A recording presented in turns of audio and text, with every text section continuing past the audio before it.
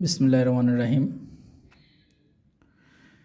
সুপ্রিয় শিক্ষার্থী বন্ধুদেরকে আজকের এই ভিডিওতে স্বাগতম ও সালাম। আসসালামু আলাইকুম। আজকে আমরা হাজী মোহাম্মদ দানেশ বিজ্ঞান ও প্রযুক্তি বিশ্ববিদ্যালয়ের ভর্তি প্রক্রিয়া সর্বশেষ আপডেট নিয়ে কথা বলবো। পাশাপাশি তৃতীয় ধাপের যে ভর্তি বিজ্ঞপ্তি রিপোর্টিং যে ডেট, সেই ডেট নিয়ে আলোচনা করব এবং দীর্ঘদিন ধরে যারা অপেক্ষায় ছিলেন, যারা মনে করছিলেন হয়তোবা হাজী দানেশ ভর্তি প্রক্রিয়া শেষ করে দিছে, আমাদের হয়তোবা পিছন থেকে ওয়েটিং থেকে টানবে না, এরকম যারা দ্বিধাদ্বন্দ্বে ছিলেন তাদের জন্য আজকের এই ভিডিওটা। এবং এটাও বলে রাখি, তৃতীয় ধাপের ভর্তি বিজ্ঞপ্তি পরেও আসন ফাঁকা থাকার সাপেক্ষে চতুর্থ ভর্তি বিজ্ঞপ্তি প্রকাশিত হবে। অতএব দুশ্চিন্তা করার কোনো কারণ নাই।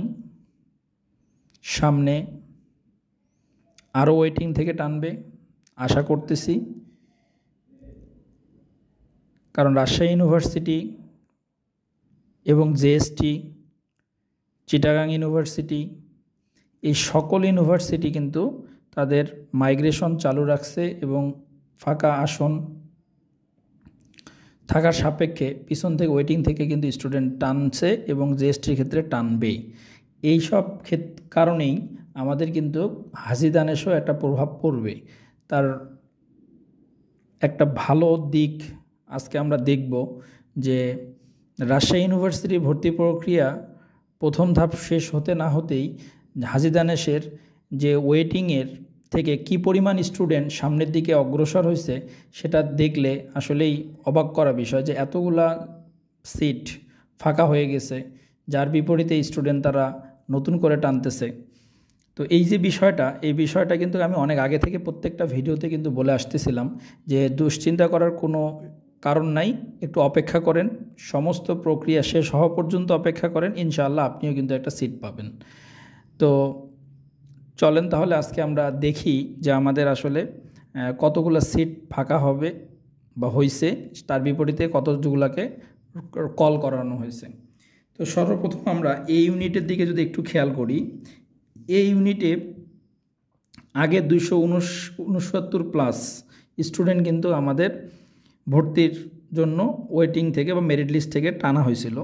এখন নতুন করে আরও 39 জনকাকে কিন্তু টানা হয়েছে। এই 39 জনকার ক্ষেত্রে মেরিট লিস্ট দেয়নি, রোল নাম্বার দিয়ে দিছে। অতএব রোল নাম্বার হাজী দানেশের ওয়েবসাইটে গিয়ে আপনার রোল নাম্বারটা চেক করে দেখবেন যে ওই 39 জনের মধ্যে A1-এ যারা পরীক্ষা দিছি আমরা, সেখানে 39 জনের মধ্যে আমার রোলটা আছে কিনা এটা একটু চেক করে নেবেন। ঠিক অনুরূপভাবে দ্বিতীয় ধাপ পর্যন্ত 281 জন প্লাস, সেখানে এখন নতুন করে আরও দিছে কত, 42 জন।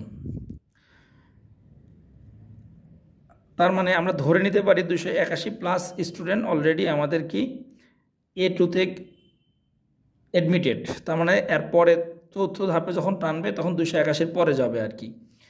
ঠিক অনুরূপভাবে এই 39 জন হলো নতুন করে দিছে, আর আগের সংখ্যা মিলে 200 কত হলো, 76 জন প্লাস।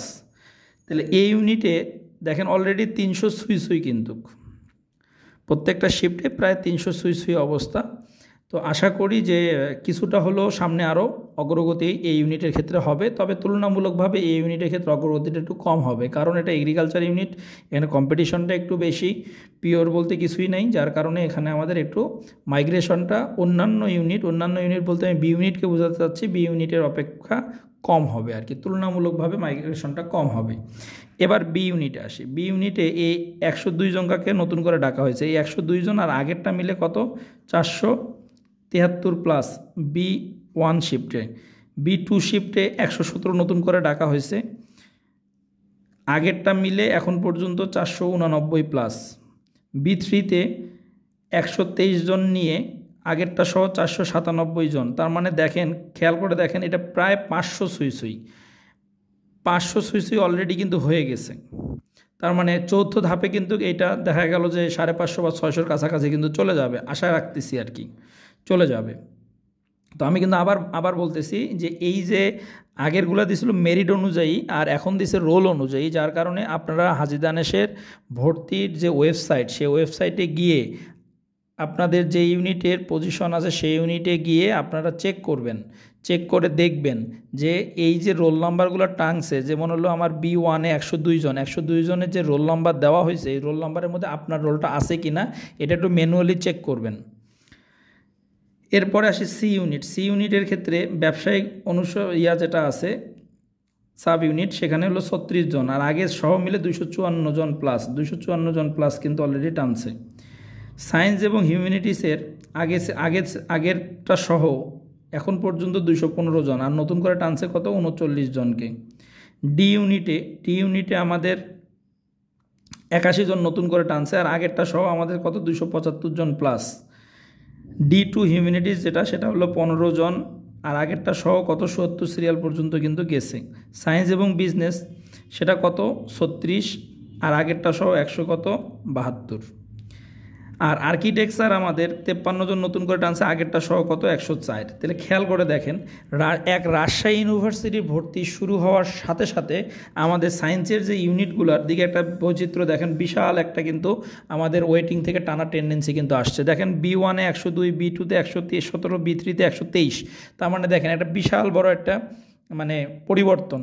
ঠিক অনুরূপভাবে জিএসটির ভর্তি পরীক্ষা স্টার্ট হওয়ার সাথে সাথে বি ইউনিটে আরেকটা এরকম বড় ধরনের একটা আমরা ওয়েটিং দেখতে পাবো, মানে পিছন থেকে যাচ্ছে। আমি এই জন্য বলছি যে এটা 600 ক্রস করবে আর কি। অতএব নিরাশ হওয়ার কিছু নাই, সামনে অপেক্ষা করেন, আরও ভালো কিছু অপেক্ষা করতেছে, হয়তো বা ভালো সাবজেক্ট অপেক্ষা করবে, নয়তো বা অ্যাটলিস্ট একটা সিট অপেক্ষা করতেছে, সেজন্য হতাশ হওয়ার কিছু নেই। অপেক্ষা করেন, ইনশাল্লাহ হাজী দানেশের সিট পাবেন। যারা বিশেষ করে 700-র মধ্যে আছেন বা 650-র মধ্যে আছেন ইনশাল্লাহ পেয়ে যাবেন। এবার আসেন এই যে আমাদের যে যাদেরকে নতুন করে তৃতীয় বিজ্ঞপ্তিতে ডাকা হলো তাদের ক্ষেত্রে একটা গুরুত্বপূর্ণ মানে নিউজ, সেটা হলো 23 জুন 2025। এই 23 জুন 2025-এর মধ্যে সকাল 10টা থেকে 2টার মধ্যে টিএসসি ভবনের মানে বিশ্ববিদ্যালয়ের টিএসসি ভবনের 3য় তলায় নির্দিষ্ট বুথে যায় রিপোর্টিং করতে হবে। এখানে এই কারণে এই ডেটটা খুব গুরুত্বপূর্ণ। কেন? এই ডেটের মধ্যে আপনি যদি সশরীরে গিয়ে হাজী দানেশের রিপোর্টিং করতে না পারেন, সেক্ষেত্রে আপনি হাজী দানেশের ভর্তি প্রক্রিয়া থেকে আপনার রোল বাদ যাবে। অর্থাৎ আপনি হাজী দানেশের পরবর্তীতে যেগুলো ওয়েটিং টাইমে বা মাইগ্রেশন হবে সেখানে আপনার রোল নাম্বার থাকবে না, তার মানে আপনি টোটাল হাজী দানেশের ভর্তি প্রক্রিয়া থেকে বাদ পড়ে যাবেন। সুতরাং এই ডেটের মধ্যে এই সময়ের মধ্যে আমাকে নির্দিষ্ট বুথে যেয়ে আমাকে রিপোর্টিং করতে হবে। যারা রিপোর্টিং করবে তাদেরকে সাবজেক্ট বন্টন দেওয়া হবে, যারা রিপোর্টিং করবে না তারা সাবজেক্ট বন্টন বা সাবজেক্ট পাবে না, বা বললামই তো ভর্তি প্রক্রিয়া থেকে তারা টোটালি বাদ যাবে। আরেকটা জিনিস সেটা হলো যে আমরা রিপোর্টিংয়ের ক্ষেত্রে অনেকেই হয়তো বা মানে ভাবতে পারেন যে রিপোর্টিংয়ের ক্ষেত্রে হয়তো বা আমাদের কোনো ডকুমেন্ট নিয়ে যেতে হবে কি না। হ্যাঁ, রিপোর্টিংয়ের ক্ষেত্রে ডকুমেন্টের কথা তারা বলেনি, কিন্তু ডকুমেন্ট হিসাবে আপনি আপনার এডমিট কার্ড, মানে কাগজপাতি, এসএসসির কাগজপাতি, ছবি টবি এগুলো আপনি সঙ্গে নিয়ে যেতে পারেন। লাগলে লাগবে, না লাগলে না লাগবে, কিন্তু আপনি এটা ভুল করে রেখে যাওয়ার দরকার নেই। সাথে রাখাটাই সবচেয়ে বুদ্ধিমানের কাজ। এটা আপনি কাছে রাখবেন, যদি লাগে তাহলে তো ভালো, আর না লাগলে তো অসুবিধা নেই।